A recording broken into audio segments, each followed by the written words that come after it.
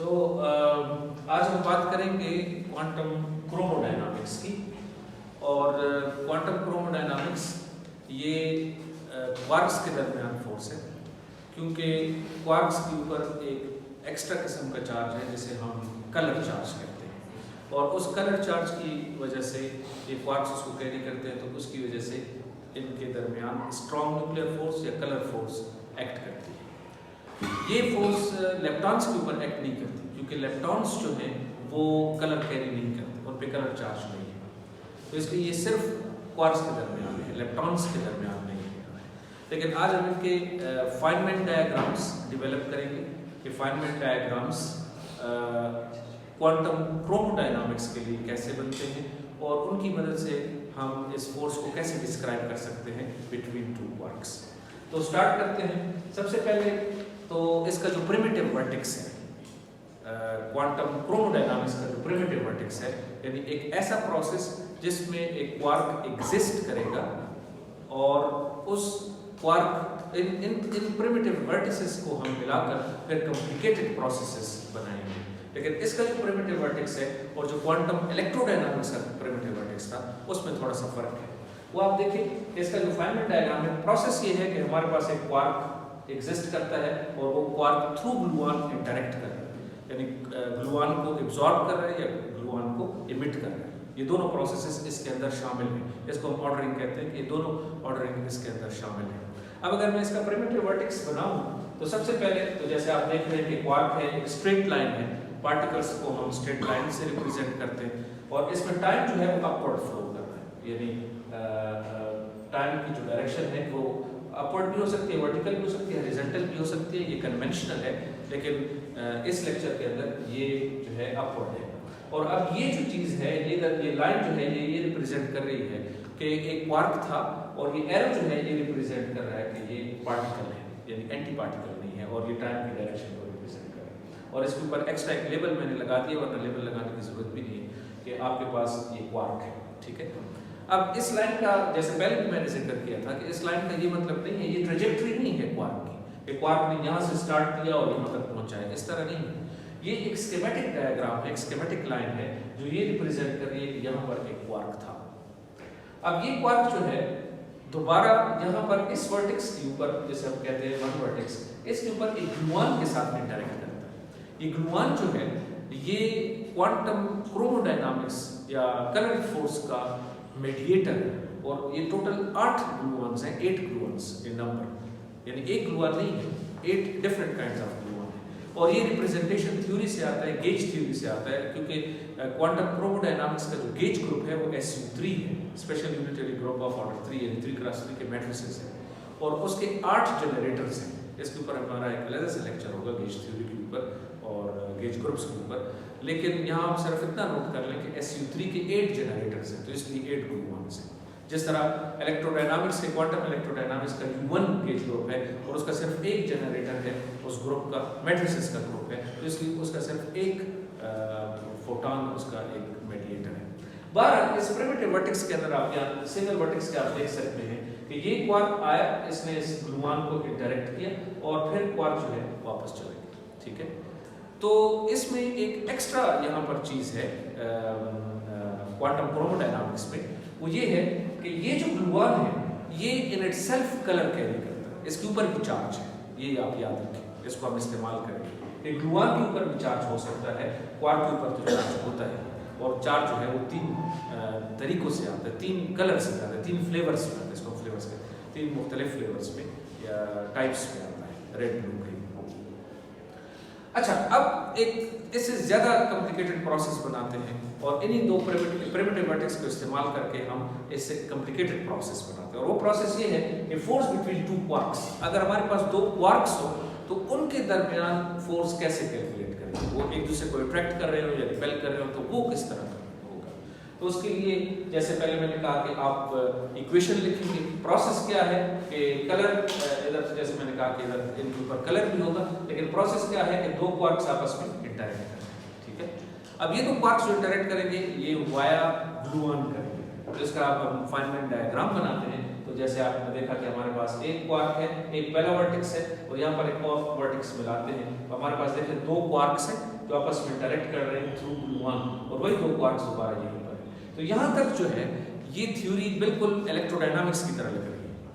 Electrodynamics में भी आपने देखा था कि हमारे पास चार्ज पार्टिकल्स थे, जैसे इलेक्ट्रॉन्स थे, उसमें क्वार्क भी हो सकते हैं क्योंकि क्वार्क के ऊपर इलेक्ट्रिक चार्ज भी मौजूद है। क्वार्क्स के ऊपर कलर चार्ज भी है और इलेक्ट्रिक चार्ज भी है, लेकिन इलेक्ट्रॉन्स के ऊपर जैसे इलेक्ट्रॉन है उसके ऊपर कलर चार्ज नहीं है, सिर्फ इलेक्ट्रिक चार्ज है, प्लस माइनस का चार्ज। तो यहाँ तक तो ये दोनों थ्योरीज एक जैसी हैं, सिमिलैरिटी शो कर रही है। आपको लगेगा कि यार जो क्वांटम क्रोमोडायनामिक्स है वही क्वांटम इलेक्ट्रोडायनामिक्स है, लेकिन यहाँ से अब फर्क शुरू होगा, डिफरेंस इन दोनों के दरमियान यहाँ से स्टार्ट होगा। और वो डिफरेंस क्या है कि हमारे पास कलर चार्ज है, और कलर चार्ज जो है वो तीन टाइप्स में आता है, एक रेड, एक ब्लू और एक ग्रीन। तो क्वांटम इलेक्ट्रोडायनामिक्स में सिर्फ एक चार्ज था, इलेक्ट्रिक चार्ज, और वो प्लस माइनस था, लेकिन यहाँ पर अब चार्ज जो है वो तीन टाइप्स में। अब ये कलर का मतलब नहीं है कि ये एक्चुअल कलर है, लेकिन इसका मतलब ये है कि इसके ऊपर एक प्रॉपर्टी है जिसकी वो प्रॉपर्टी की मदद से स्ट्रॉन्ग फोर्स एक्ट करती है, और वो तीन टाइप्स में आती है, एक रेड और एक ब्लू और एक ग्रीन। और दूसरी बात ये है कि हम एक ऐसा प्रोसेस बना सकते हैं क्वांटम क्रोमोडायनामिक्स में कि जो वर्टेक्स है उसके ऊपर कलर जो है वो चेंज ना हो, कलर प्रिजर्व है, ठीक है। अब मिसाल के तौर पर यहाँ पर हमारे पास लेट से एक अप क्वार्क है और वो ब्लू कलर का है, ठीक है, एक अप क्वार्क है और वो ब्लू कलर का है, और वर्टेक्स के ऊपर वो रेड कलर का बन जाता है। तो क्या ये पॉसिबल है? यानी कलर चेंज हो गया ना। अब आप देखिए यहाँ पर हमारे पास अप क्वार्क था, वो ब्लू कलर का था, यानी उसका चार्ज ब्लू था, और फिर अब वो रेड बन गया है, वही अप क्वार्क है लेकिन वो रेड बन गया है, ठीक है, यहाँ पर। तो ये रेड हो गया, ये हमारे पास रेड कलर है। तो इसके एक ही पॉसिबिलिटी है कि हमारे पास यहाँ पर जो ग्लूऑन है, ये वाला ग्लूऑन, अब अच्छा यहाँ पर हम ग्लूऑन को रिप्रेजेंट करेंगे हेलिकल स्प्रिंग की मदद से। स्प्रिंग, ये ग्लूऑन को हम ऐसे स्प्रिंग की मदद से रिप्रेजेंट करेंगे। हम क्वांटम इलेक्ट्रोडायनामिक्स में तो वेवी लाइंस लगा रहे थे ना फोटॉन के लिए, लेकिन यहाँ पर हम ग्लूऑन के लिए सर्कल। अब ये जो ग्लूऑन है हमारे पास, ये बाई कलर है, इसमें ब्लू भी है और एंटी रेड है। अब देखिए ये एंटी रेड और ये रेड, ये आपस में कैंसिल हो जाएंगे। अब जब ये रेड और एंटी रेड आपस में कैंसिल हो जाएंगे तो हमारे पास इस वर्टेक्स के ऊपर टोटल कलर क्या है, वो ब्लू है। यानी एक वर्टेक्स के ऊपर आपके पास जो कलर है वो प्रिजर्व होना चाहिए, वो कंजर्व हो, उसको चेंज नहीं होना चाहिए। तो इधर आप देख सकते हैं कि टोटल कलर आप अगर कैलकुलेट करें तो ये ब्लू आ रहा है और रेड आ रहा है, लेकिन ये वाला रेड फिर इस एंटी रेड से कैंसिल हो रहा है, तो यहाँ पर टोटल कलर ब्लू है, ठीक है। तो इस तरह किसी भी वर्टेक्स के ऊपर हमारे पास जो कलर है वो अपने आप को प्रिजर्व करेगा, ठीक है। और उस वर्टेक्स के ऊपर हमारे पास जो ग्लूऑन्स हैं, अब ग्लूऑन्स के ऊपर कलर होंगे, यानी ग्लूऑन्स खुद चार्ज पार्टिकल्स, ठीक है, ग्लूऑन्स खुद चार्ज पार्टिकल। इससे पहले हमारे पास फोटॉन्स जो है उनके ऊपर कोई चार्ज नहीं था, तो वो इंटरेक्शन में, मीडिएट इंटरेक्शन में हिस्सा नहीं लेते थे, सिर्फ इलेक्ट्रॉन हिस्सा लेते थे या प्रोटॉन हिस्सा लेते थे, चार्ज पार्टिकल हिस्सा लेते थे। अब चूंकि ग्लूऑन के ऊपर खुद चार्ज है तो ग्लूऑन खुद इंटरेक्शन में हिस्सा लेता है और दो ग्लूऑन्स आपस में इंटरेक्ट कर सकते हैं। बल्कि इसकी एक और इंटरेस्टिंग प्रॉपर्टी ये है कि अब इसकी मदद से फिर हम ग्लू बॉल्स बनाते हैं, यानी वो एक बाउंड स्टेट्स भी बन सकते हैं ग्लूऑन्स की, तो वो भी एक क्वांटम क्रोमोडायनामिक्स में एक एक्स्ट्रा चीज है। तो पहला फर्क ये है क्वांटम इलेक्ट्रोडायनामिक्स और क्वांटम क्रोमोडायनामिक्स में कि यहाँ पर एक कलर चार्ज है, वो 3 टाइप्स का है। दूसरा फर्क ये है कि मेडिएटर्स के ऊपर खुद चार्ज है और वो आपस में भी इंटरेक्ट कर सकते हैं। मिसाल के तौर पर अब ग्लूऑन आपस में कपल कर सकते हैं, जैसे हम ग्लूऑन कपलिंग कहते हैं, तो ये एक इजाफी चीज होगी, इससे भी कुछ कंट्रीब्यूशन आएगी। मिसाल के तौर पर आप देखें कि इनके ऊपर ये आपस में यहाँ पर ये दो वर्टेक्स जो ग्लूऑन के बन रहे हैं, इसमें आप देखिए ये भी ग्लूऑन है, ये भी ग्लूऑन है और ये भी ग्लूऑन है, तो इस वर्टेक्स के ऊपर तीनों ग्लूऑन है। ये कैसे पॉसिबल है? इसलिए इन ग्लूऑन्स के ऊपर कलर चार्ज है और सिमिलरली ये 4 वर्टेक्स भी बन सकते हैं। तो इस डायग्राम को आप ऐसे समझ सकते हैं कि ये ग्लूऑन आया, ये ग्लूऑन एग्जिस्ट करता है, मसलन ग्लूऑन है किसी रेड कलर का है और यहाँ पर भी ये एग्जिस्ट करता है और ये ग्लूऑन जो है उसका मेडिएटर है। तो ग्लूऑन आपस में भी इंटरेक्ट कर सकते हैं वाया अदर ग्लूऑन्स, ठीक है। और इस तरीके से इसमें 4 ग्लूऑन्स है लेकिन ये इस तरह आपस में इंटरेक्ट कर सकते हैं, तो इनके अपने वर्टिसेस बनेंगे। तो ये इसमें क्वांटम क्रोमोडायनामिक्स यहाँ से फर्क शुरू हो जाता है इलेक्ट्रोडायनामिक्स और क्रोमोडायनामिक्स में। ये क्वांटम क्रोमोडायनामिक्स में हमारे पास ग्लूऑन की कपलिंग्स मौजूद है, वो आपस में कपल करते हैं। यहाँ से एक और इम्पॉर्टेंट पॉइंट क्वांटम क्रोमोडायनामिक्स में, जो क्वांटम इलेक्ट्रोडायनामिक्स में थोड़ा सा डिफरेंट था, लेकिन इस पॉइंट को समझने की जरूरत है, और उसे हम कहते हैं साइज ऑफ कपलिंग कांस्टेंट। कि कपलिंग कांस्टेंट का मतलब ये है कि जब फोर्सेस, दो पार्टिकल्स के दरमियान एक फोर्स होती है, इंटरेक्शन होती है, तो वो कितनी स्ट्रॉन्ग है ये कपलिंग कांस्टेंट पर डिपेंड करता है। मिसाल के तौर पर QED में ये जो कपलिंग कांस्टेंट है, इसको हम अल्फा ई कहते हैं, अल्फा फॉर इलेक्ट्रोडायनामिक्स। उसकी जो वैल्यू है, जैसे आपको फाइन स्ट्रक्चर कांस्टेंट, उसकी वैल्यू तकरीबन 1 और 137 आती है। अब इससे आप अंदाजा कर सकते हैं कि ये कपलिंग कांस्टेंट बहुत छोटा है, स्मॉल है, ठीक है। लेकिन अगर आप QCD में देखें तो ये कपलिंग कांस्टेंट, ये स्ट्रॉन्ग फोर्स के लिए ये 1 से बड़ा है, ये 1 से बहुत काफी छोटा है। अब ये जो सारी थ्योरीज हैं, quantum theories, quantum electrodynamics, quantum chromodynamics या वीक इलेक्ट्रोवीक थ्योरी, याद रखिए कि ये सारी पर्टर्बेटिव थ्योरीज हैं, ये पर्टर्बेशन है। इसका मतलब ये है कि इनको हम सीरीज में एक्सपेंड करते हैं, इनका, और इनके कपलिंग कांस्टेंट्स जो हैं वो इस तरह इनकी पावर्स आती हैं। मसलन लीडिंग टर्म में अल्फा की पावर आएगी 1, फिर उसके बाद अल्फा की पावर आएगी 2 और अल्फा की पावर आएगी 3। तो ये एक सीरीज के अंदर कंट्रीब्यूशन हम कैलकुलेट करते हैं। लीडिंग टर्म सबसे ज्यादा कंट्रीब्यूट करती है, फिर सेकंड टर्म, फिर थर्ड टर्म, फिर फोर्थ टर्म। अगर ये पर्टर्बेटिव हैं और पर्टर्बेटिव थ्योरीज को पर्टर्बेशन की वजह से हम इनको कैलकुलेट कर सकते हैं, तो मसला ये है कि जो लीडिंग टर्म है अल्फा, उसमें तो पावर 1 है, लेकिन जो सेकंड टर्म है उसमें पावर स्क्वायर है। तो सेकंड टर्म की जो कंट्रीब्यूशन है, चूंकि स्क्वायर, छोटी टर्म का स्क्वायर और भी छोटा हो जाता है, यानी अगर आप 1 और 37 का स्क्वायर कैलकुलेट करेंगे तो वो और भी छोटा हो जाएगा, तो सेकंड टर्म की कंट्रीब्यूशन फर्स्ट टर्म से कम होगी। इस तरह थर्ड टर्म की कंट्रीब्यूशन सेकंड टर्म से और कम होगी, एंड सो ऑन। तो इस तरह आप हायर ऑर्डर टर्म्स को निग्लेक्ट कर सकते हैं, इसको पर्टर्बेशन कहते हैं। अब प्रॉब्लम ये है कि यहाँ पर ये जो स्ट्रॉन्ग न्यूक्लियर फोर्स है, इसमें अल्फा ये 1 से कम नहीं है, तो इसमें जो लीडिंग टर्म की कंट्रीब्यूशन है वो सेकंड टर्म से कम नहीं होगी, ज्यादा नहीं होगी, बल्कि जितनी टर्में बढ़ेगी, ऑर्डर बढ़ेगा, तो ऑर्डर से कंट्रीब्यूशन बढ़ेगी। यानी इस पे पर्टर्बेटिव थ्योरी हम अप्लाई नहीं कर सकते, क्योंकि ये तो इनफाइनाइट सीरीज है, और फिर हायर ऑर्डर टर्म्स को हम निग्लेक्ट नहीं कर सकते। क्योंकि फाइनाइट डायग्राम्स का जो पहला सबसे उसूल था, बड़ा उसूल, क्योंकि तो इनफाइनाइट नंबर ऑफ डायग्राम्स है। आपने फर्स्ट ऑर्डर डायग्राम भी देखने, second order, third order, first loop, second loop, 2 loop, 3 loop, 4 loop, सारे डायग्राम्स देखने आपने, सब के सब आपने देखे। लेकिन इसमें अच्छी बात ये थी कि जो हायर ऑर्डर डायग्राम्स हैं उनकी कंट्रीब्यूशन छोटी से छोटी होती जाती है, इसलिए यू कैन निग्लेक्ट दैट। अब स्ट्रॉन्ग न्यूक्लियर फोर्स में ये चीज एप्लीकेबल नहीं है, क्योंकि उसका कपलिंग कांस्टेंट काफी ज्यादा है, बड़ा है 1 से, और उसकी हायर ऑर्डर टर्म्स जो हैं वो निग्लेक्ट नहीं की जा सकती। अब ये मसला बन गया। इसका मतलब है कि हम क्वांटम क्रोमोडायनामिक्स में फाइनमेंट डायग्राम सिरे से इस्तेमाल ही नहीं कर सकते, उनको हम यूज ही नहीं कर सकते, क्योंकि उसका कपलिंग कांस्टेंट बड़ा है। लेकिन एक ऐसी डिस्कवरी हुई इस चीज में, जिसकी मदद से फाइनमेंट डायग्राम्स दोबारा से क्वांटम क्रोमोडायनामिक्स में भी एंटर हो गए, और क्वांटम क्रोमोडायनामिक्स पर्टर्बेटिव थ्योरी की मदद से भी हम समझ सकते हैं। और उस चीज को हम कहते हैं एसिम्प्टोटिक फ्रीडम या running coupling constant. Running coupling constant का क्या मतलब है? रनिंग कपलिंग कांस्टेंट का मतलब ये है कि ये जो कपलिंग कांस्टेंट्स हैं ये डिस्टेंस पे डिपेंड करते हैं।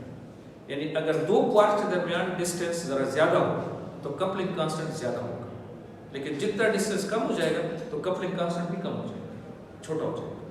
यानी डिस्टेंस डिपेंडेंट, इसे कहते हैं रनिंग कपलिंग कांस्टेंट। यानी अगर डिस्टेंस इतना है तो कपलिंग कांस्टेंट कुछ और है, डिस्टेंस कम करें तो कुछ और हो जाएगा, कुछ और हो जाएगा, कुछ और हो जाएगा। इसका मतलब ये है कि जब 2 क्वार्क्स बिल्कुल कांटेक्ट में होते हैं, बहुत करीब होते हैं, तो ऑलमोस्ट वो फ्री होते हैं, एक दूसरे पर कोई फोर्स, बहुत मामूली सी फोर्स लगाते हैं। स्ट्रॉन्ग फोर्स यहाँ पे ज्यादा है और यहाँ पे कम है। इसको कहते हैं एसिम्प्टोटिक फ्रीडम, और इस पे नोबेल प्राइज भी अवार्ड मिल चुका है। तो एसिम्प्टोटिक फ्रीडम जब डिस्कवर हुई, यानी डिस्टेंस डिपेंडेंट है, ठीक है, डिस्टेंस डिपेंडेंट, तो फिर हमारा ये यहाँ पर वो पर्टर्बेशन थ्योरी फिर रिकवर होगा। क्यों? कि अब तो कपलिंग कांस्टेंट जब डिस्टेंस के ऊपर है तो कम डिस्टेंस पे तो कपलिंग कांस्टेंट बहुत छोटा हो गया, यानी वो 1 से कम हो जाता है स्ट्रॉन्ग न्यूक्लियर फोर्स का, तो फिर हम उसके ऊपर पर्टर्बेशन अप्लाई कर सकते हैं। तो एसिम्प्टोटिक फ्रीडम का मतलब क्या है कि a small distance strong force is quite small, और इसकी मदद से स्क्यूड फाइनमेंट कैलकुलस, यानी फाइनमेंट कैलकुलस को हम अब अप्लाई कर सकते हैं। याद रखें कि फाइनमेंट डायग्राम सिर्फ उस वक्त अप्लाई आप कर सकते हैं जब आप हायर ऑर्डर टर्म्स को निगलेक्ट कर सकें इस परटर्बेशन में। क्योंकि अगर आप निगलेक्ट नहीं कर सकते तो फिर आपको सारी की सारी टर्म्स इंक्लूड करनी पड़ेगी और ये इनफाइनाइट प्रोसेस बन जाएगा जो कि डूएबल नहीं होगा। तो इसको डूएबल बनाने के लिए आपको हायर ऑर्डर, तो ज़्यादा से ज़्यादा लोग फर्स्ट ऑर्डर सेकंड ऑर्डर तक जाते हैं, इससे ऊपर नहीं जाते क्योंकि वो इतनी कम कंट्रीब्यूशन होती है कि वो अगर शामिल कर भी दे तो कोई खास फर्क नहीं पड़ता। तो इसलिए हम इसको निगलेक्ट कर देते हैं, कैलकुलेशन बहुत ईजी हो जाती है। लेकिन वो अप्लाई नहीं हो सक रहा था क्वांटम क्रोमोडायनामिक्स में, वो सिर्फ इस वजह से अप्लाई हो सका कि एसिम्प्टोटिक फ्रीडम सामने। अब इसको समझने के लिए इस एसिम्प्टोटिक फ्रीडम को मैं आपको एक स्क्रीनिंग ऑफ चार्ज, ये वैसे प्लाज्मा के अंदर और आम उसमें भी इस्तेमाल होती है। आप देखिए कि स्क्रीनिंग ऑफ चार्ज का क्या मतलब है। देखिए इस स्क्रीनिंग ऑफ चार्ज को ये समझिए, फर्ज करें हमारे पास यहाँ पर एक प्लस चार्ज है, ठीक है, ये पॉजिटिव चार्ज है और ये डाइलेक्ट्रिक मीडियम है, राइट, इसमें अंदर और एटम पड़े हैं।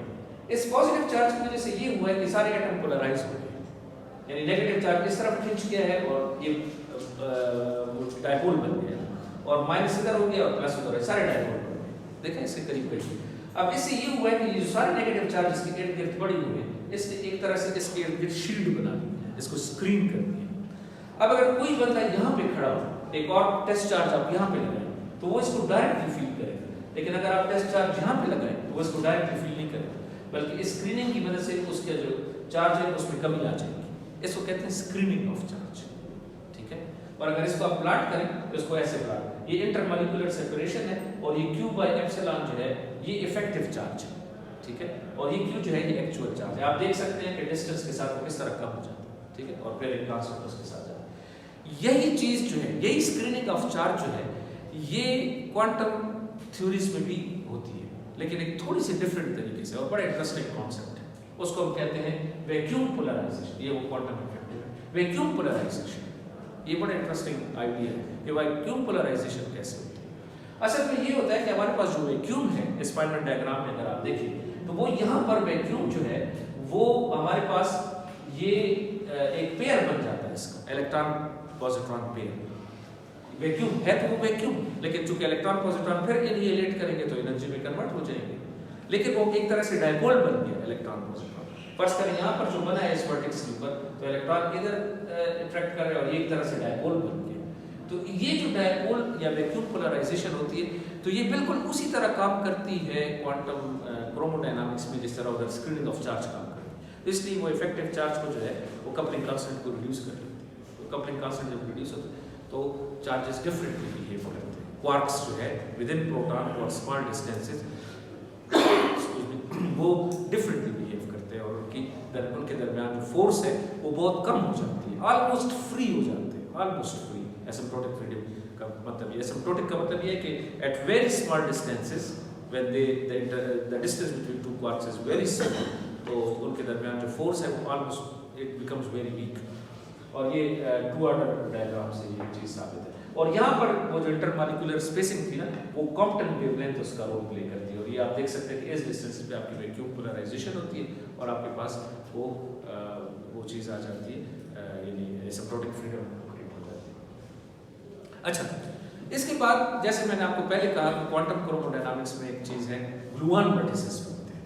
और ग्लूऑन वर्टिसेस इसलिए बनते हैं कि ग्लूऑन आपस में ये मसलन यहाँ देखें तो ये भी ग्लूऑन है, ये लेट्स से क्वार्क्स है, लेकिन यहाँ ग्लूऑन है और ये ग्लूऑन एक वर्टेक्स बना हुआ है। और इस तरह हायर ऑर्डर तो ये लूप्स, तो ग्लूऑन लूप्स भी बनती हैं। जैसे ग्लू बॉल्स का एक कंसेप्ट है, क्वार्क ग्लूऑन प्लाज्मा क्रिएट हो जाता है। ये सारी चीज़ें जो हैं ये क्वांटम क्रोमोडायनामिक्स में होती है, just because gluons by themselves carry charge. ये खुद चार्ज कैरी करते हैं, इनके ऊपर कलर चार्ज, इलेक्ट्रिक चार्ज नहीं, कलर चार्ज इनके ऊपर मौजूद होता है। अच्छा, अब बात ये है, एक क्वांटम थ्योरीज में एक चीज हम डिफाइन करते हैं जिसे हम क्रिटिकल पैरामीटर कहते हैं, जिसकी वजह से आप ये अंदाजा करते हैं कि अभी एसिम्प्टोटिक फ्रीडम है भी नहीं, है कि नहीं, और कपलिंग कांस्टेंट कितना। ये इसकी डेरिवेशन में हम नहीं जाते, लेकिन ये almost alpha is equal to 2f-11 है, जिसमें ये स्टैंडर्ड मॉडल के अंदर हमारे पास जो फ्लेवर्स है, ये f फ्लेवर्स को रिप्रेजेंट करते हैं। आपको पता है कि 6 फ्लेवर्स है और ये n जो है वो हमारे पास एक नंबर है क्वार्क्स का। तो अगर इधर से आप कैलकुलेट करें तो ये अल्फा जो है ये हमारे पास -20 बनाते हैं। तो आप देखिए ये नंबर माइनस है। तो ये क्रिटिकल पैरामीटर ये डिस्क्राइब करता है कि क्या यहाँ पर आपकी जो कपलिंग कांस्टेंट है वो कितना स्ट्रॉन्ग है। तो ये कपलिंग कांस्टेंट काफ़ी इसके अंदर आता है। तो आज के इस थ्योरी में लेक्चर में हमने ये देखा कि क्वांटम क्रोमोडायनामिक्स और क्वांटम इलेक्ट्रोडायनामिक्स में बुनियादी फ़र्क क्या है।